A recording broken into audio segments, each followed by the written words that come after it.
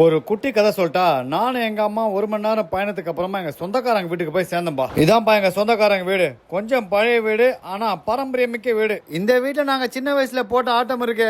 யம தர்மனே 8 நிமிஷம் கதிகலங்கி நிப்பா போல, அந்த அளவுக்கு ஆட்டம் போட்டிருக்கோம். சரி வாங்க வீட்டுக்குள்ளார போலாம். இது கிட்டத்தட்ட ஒரு வீட்டு உலா, அதாவது ஹோம் டூர் மாதிரி தான். பழைய வீட்டோட கதவுகள்லாம் கலை நயத்தோட இருக்கும். அந்த கதவுகளே அற்புதமா இருக்கும். இதுதான் இந்த வீட்டோட முகப்பு. முன்னாடி இந்த செவர்லாம் இல்ல, ஆனா இப்ப கட்டி மூடிட்டாங்க போல இருக்குது. வித்தியாசமா இருக்குது. ஆனா அதை பார்த்துட்டு இந்த பக்கம் திரும்பினா எங்க ஆத்தாவும் ஆத்தையும் தொழில் ரகசியம் ஏதோ பேசிட்டு இருக்காங்க. அவங்கள கடந்து இந்த பக்கம் ஒரு அறை ஒன்று இருக்குது. இந்த அறையை பார்த்தோம்னா பல்லான விஷயங்கள் ஞாபகத்துக்கு வருது. அதாவது பல விஷயங்கள் சின்ன வயசுல ஞாபகத்துக்கு வருதுன்னு சொன்னேன். உடனே உங்க இது அங்க போகுமே. உள்ள திறந்து பார்த்ததுக்கு அப்புறம் தான் தெரியுது இது ஒரு பொருள் காப்பறையா மாறிடுச்சு அப்படின்னு. அதாவது ஸ்டோரேஜ் ரூமா. இருந்தாலும் இந்த கூரை வடிவங்கள்லாம் பாருங்களேன், இந்த கூம்பகம் மாதிரி இல்ல. அந்த அறையில இருந்து வெளியில வந்தா எங்க ஆத்தா கொசுக்கடியில சொல்லிட்டு இருக்காங்க. பாவம். அவங்கள கடந்து வெளியில போனா அங்க ஒரு முற்றம் இருக்குதுப்பா. இந்த மாதிரி முற்றம்லாம் இப்ப யாரு கட்டுறா? முற்றங்கள் இல்லாத மையமும் கூட்டு குடும்பங்கள் இல்லாத வீடுகளும் இல்ல அப்படின்னு சொல்ற அளவுக்கு ஒரு காலம் இருந்தது. இப்பெல்லாம் அதெல்லாம் இல்லப்பா. இது கொஞ்சம் பழைய வீடு அப்படின்றதால இங்க இந்த வாழும் அறை, அதாவது லிவிங் ரூம்லாம் கொஞ்சம் பெருசா தான் இருக்கும். ஏன்னா அப்பெல்லாம் வந்து யாருமே போய் அறைக்குள்ள போய் பூந்துக்க மாட்டாங்க. எல்லாமே இங்க தான் இருப்பாங்க.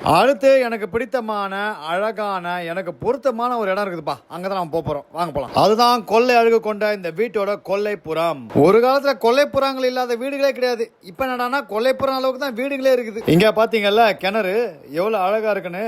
தண்ணி அம்சமா இருக்கும்பா இதுக்குள்ள. இந்த மாதிரி கிணறுகள்ல தண்ணியை இறைச்சி அதை முகத்துல தெளிச்சு இல்லைன்னா முழுசா குளிச்சு நீங்க பாத்துருக்கீங்களா?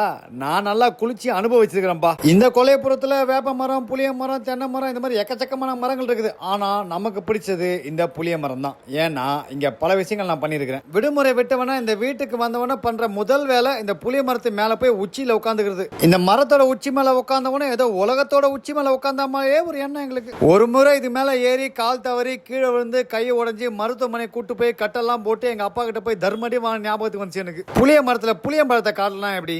இந்த மரத்துல நிறைய பழங்கள் காய்க்கும்பா. ஒரு காலத்துல நாங்கெல்லாம் புளி வாங்க வேண்டியதே இல்லை, இந்த மரத்துல இருந்தே எடுத்துப்போம். அது மட்டும் இல்ல, இந்த வீட்டுக்கு அப்படியே பின்னாடி ஒரு பெரிய மலை ஒன்று இருக்குது. இப்ப மரங்களால மறைஞ்சிருக்குது. அந்த மலையில ஏறின அனுபவம்லாம் இன்னும் மனசுல வந்து வந்து போகுது. அப்புறம் ஒரு விஷயத்த காட்டா, இவன் தான்ப்பா எங்க அப்பா எனக்கு வாங்கி கொடுத்த 2வது விஷயம் வந்து பல்சர் 150 முதல் பதிப்பு. இவன் ஏன் இப்படி இருக்கிறான்னு தெரியுமா?